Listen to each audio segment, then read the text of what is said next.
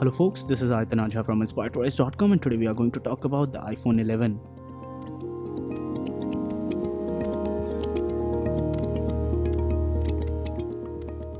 So guys, the iPhone 11 is the successor to the iPhone XR. It's a slightly heavy phone at 194 grams. The build and design is same like the iPhone XR, which means that it still has huge bezels and has an aluminum frame. Another big physical change is the addition of dual camera lens at the back along with the Apple branding, which has been moved to the center now. There are new color options like the lavender color now. On the right hand side you get the power button, which is huge, and also summon Siri. On the left hand side you get the volume rocker along with the slider, and you get the lightning port still after all this time. If I talk about the user interface, it's almost same as before iOS 13.1.1, and it comes with an LCD display which is better than before. HDR10 supporting display, comes with 120Hz touch sensing, and it's 6.1 inches and still the HD plus display that it was before. It has a oleophobic coating, scratch resistant glass, up to 625 nits of brightness.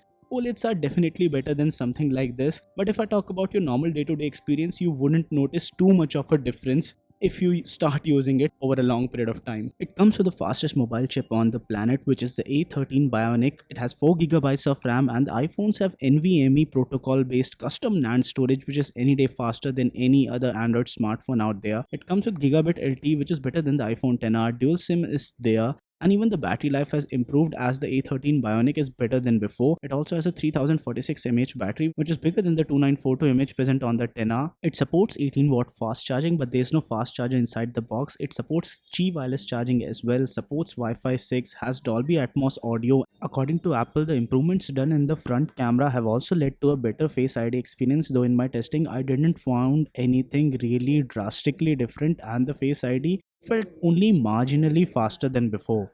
And now let's talk about the camera on the new iPhone 11. It comes with a 12 megapixel f1.8 main sensor, and there's also an addition of 12 megapixel ultra wide sensor. The selfie camera also is a 12 megapixel one now, which is improved from the 7 megapixel one before. With the f2.2 aperture, the selfie camera needs slightly more light sometimes in order to capture more detail, and there's also one time of flight 3D camera at the front.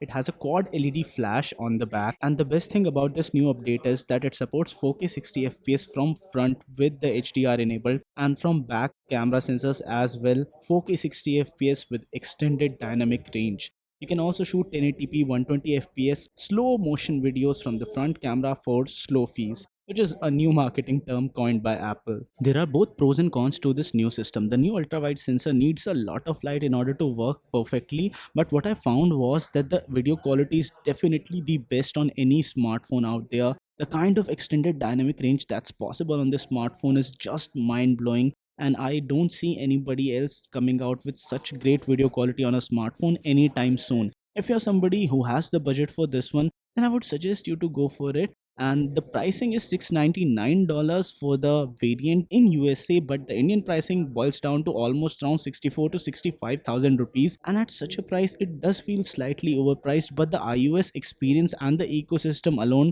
does make it worth it. And if you're somebody who's a fan of the iOS ecosystem and already invested into Apple's lineup of products, then I would certainly recommend the smartphone for you. There are some issues in the smartphone like the absence of an AMOLED display, and there are few other things as well, like the telephoto sensor is missing compared to the Pro models, but still this smartphone does pack in a lot of goods at this price point in order to justify it. And if you're somebody who wants their first iPhone experience, the iPhone 11 would still be a good pick for you. The iPhone XR already had an excellent battery life, and the iPhone 11 improves upon the same. The higher end OLED panels have a higher base consumption level. So if I talk about gaming experience, the iPhone 11 is better for gamers as well, because it has to drive only 44% pixels compared to the Pro models, and hence you will get higher performance and better battery life for long terms of gaming. The phone will also be more future proof, as it always will be pushing lower number of pixels and resolution compared to the Pro models. You get easily 1 day of battery life even on heavy usage with this smartphone,